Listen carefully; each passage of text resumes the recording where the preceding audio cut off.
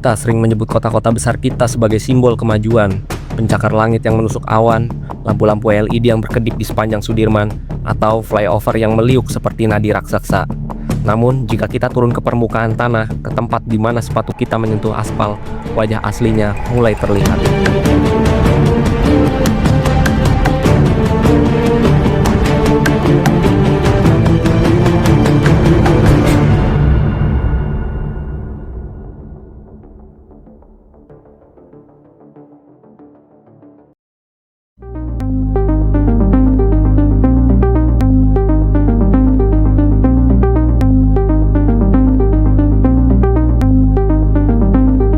Tata kota di Indonesia bukanlah sebuah rencana yang matang. Ia adalah kumpulan dari ribuan keputusan darurat yang saling bertabrakan. Ia adalah hasil dari kompromi antara kepentingan pemodal, keterbatasan lahan, dan ketidakberdayaan birokrasi. Mengapa kita tidak pernah bisa memiliki kota yang waras untuk ditinggali? Apakah kita memang ditakdirkan hidup dalam kekacauan yang permanen? Mari kita bicara jujur. Sebagian besar kota besar di Indonesia, seperti Jakarta, Surabaya, atau Semarang, tidak pernah dirancang untuk menampung puluhan juta jiwa. Belanda membangun kota-kota ini sebagai pos dagang untuk beberapa ratus ribu orang, bukan 10 juta. Ketika kemerdekaan tiba, kita mewarisi struktur yang rapuh. Alih-alih merombaknya, kita justru membebaninya. Urbanisasi besar-besaran terjadi, orang-orang datang dengan sejuta mimpi. Namun, kota tidak punya cukup ruang untuk menampung mereka secara layak. Hasilnya, pemukiman yang informal. Apa yang kita sebut sebagai kampung kota tumbuh di setiap celah kosong, di bantaran sungai, di pinggir rel kereta, di bawah kolong jembatan.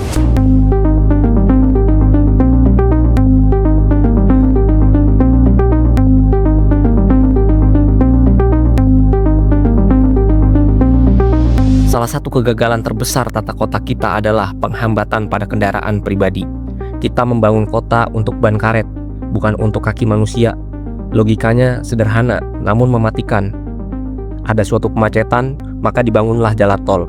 Masih macet lagi, maka jalannya yang dilebarkan. Ini adalah paradoks transportasi. Semakin banyak jalan dibangun, semakin banyak orang yang terpacu membeli kendaraan pribadi. Hasilnya adalah kota yang termobil sentris. Di kota seperti ini, jika Anda tidak memiliki mobil atau motor, Anda adalah warga kelas 2. Hak Anda atas udara bersih dirampas oleh emisi, dan hak Anda atas trotoar dirampas oleh parkir liar. Trotoar di Indonesia bukan tempat berjalan. Ia adalah ruang multifungsi, tempat parkir, tempat dagang, tempat meletakkan pot bunga, hingga tempat motor mencari jalan pintas.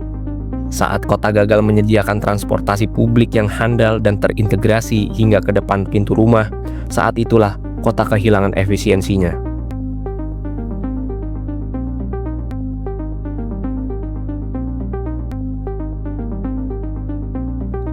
Mengapa ruang terbuka hijau kita terus menyusut? Mengapa setiap jengkal tanah berubah menjadi beton? Jawabannya adalah pada logika lahan. Di balik setiap gedung yang berdiri, ada perizinan yang seringkali bersifat transaksional. Tata ruang seringkali kalah telak oleh tata niaga. Rencana detail tata ruang seringkali hanyalah dokumen formalitas yang bisa disesuaikan jika ada investasi besar yang masuk. Kita melihat kawasan resapan air berubah menjadi kompleks ruko, hutan kota menjadi apartemen, dan daerah aliran sungai yang menyempit karena dihimpit tembok beton.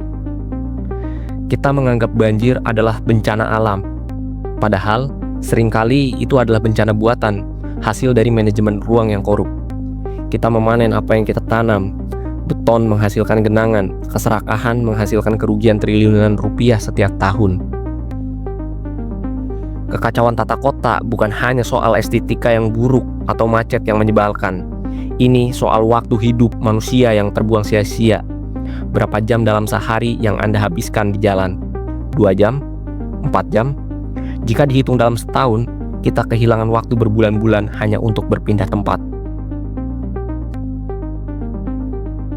Polusi suara dan tekanan visual dari kota yang semrawut menciptakan masyarakat yang mudah stres dan lelah. Kita menjadi penduduk yang reaktif, bukan produktif. Kota yang seharusnya menjadi tempat menginspirasi, justru menjadi tempat yang menghisap energi kita hingga kering. Memperbaiki tata kota Indonesia bukan seperti membalik telapak tangan. Ini bukan soal membongkar gedung atau melebarkan selokan. Ini soal mengubah pola pikir dari membangun proyek menjadi membangun kehidupan. Kita butuh keberanian politik untuk mengutamakan pejalan kaki di atas pemilik mobil. Kita butuh ketegasan hukum untuk melindungi setiap jengkal ruang terbuka hijau. Dan kita sebagai warga harus mulai menuntut hak kita atas kota yang manusiawi. Seringkali berdalih, Indonesia itu luas, penduduknya banyak, wajar kalau berantakan. Tapi mari kita lihat tetangga kita atau negara-negara yang hancur lebur pasca Perang Dunia II, namun bangkit menjadi kiblat tata kota dunia.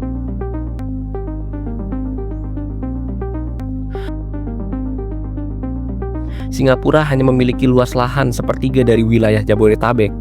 Namun, mereka memiliki konsep plan yang kaku namun visioner. Di Singapura, tata ruang adalah panglima. Anda tidak bisa membangun gedung hanya karena punya uang. Anda harus patuh pada zona yang sudah ditetapkan hingga 50 tahun ke depan.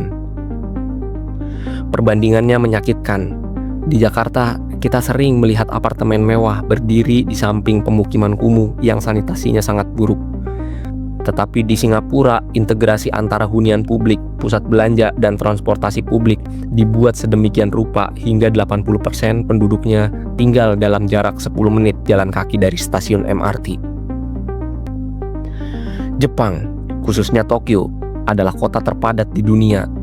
Tapi mengapa mereka tidak macet total seperti Jakarta? Jawabannya adalah transit-oriented development yang sesungguhnya.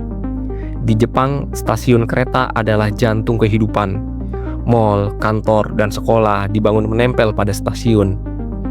Bandingkan dengan Indonesia, kita baru memulai MRT dan LRT di 2019 dan 2023.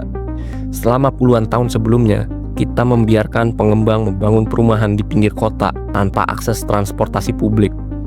Akibatnya, jutaan orang dipaksa menjadi komuter motor yang memadati jalan raya setiap pagi.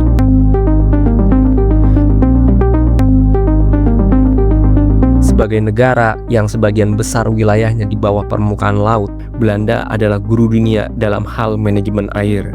Mereka memiliki prinsip memberi ruang bagi sungai untuk meluap saat hujan, bukan mempersempitnya dengan beton. Di Indonesia, kita melakukan sebaliknya. Kita menormalisasi sungai dengan dinding semen tinggi, yang justru mempercepat laju air ke hilir tanpa memberi kesempatan air meresap ke tanah. Kita melawan hukum alam, dan setiap tahun alam mengirimkan tagihannya berupa banjir. Kekacauan ini bukan hanya soal ketidaknyamanan. Ini adalah pendarahan ekonomi.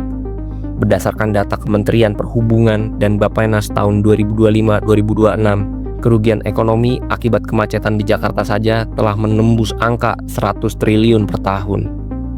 Apa arti angka itu? 100 triliun bisa membangun ribuan sekolah, ratusan rumah sakit modern, atau mendanai seluruh program makan bergizi gratis tanpa harus membebani APBN terlalu berat. Uang itu menguap dalam bentuk bahan bakar yang terbakar sia-sia, depresiasi mesin kendaraan, dan hilangnya jam produktif manusia. Tata kota yang buruk juga merusak pasar tenaga kerja. Kita sering melihat perbaikan, trotoar yang diperlebar di jalur protokol, taman-taman baru yang instagramable. Tapi apakah itu cukup? Seringkali ini hanya kosmetik. Kita memoles bibir tapi membiarkan jantung kita tetap sakit. Solusi tata kota Indonesia bukan hanya soal membangun infrastruktur baru, tapi soal reformasi hukum. Kita butuh undang-undang tata ruang yang memiliki taji untuk mempidanakan pejabat yang memberikan izin bangunan di zona hijau. Kita butuh transparansi digital di mana setiap warga bisa melihat status lahan di HP mereka masing-masing. Kita tidak boleh menyerah pada kota, karena kota adalah rumah besar kita. Membebaninya berarti membebani masa depan anak-anak kita agar mereka tidak perlu menghabiskan separuh hidupnya di atas aspal yang panas dan penuh asap. Kota adalah kita, berantakannya adalah kelalaian kita, dan rapihnya adalah perjuangan kita.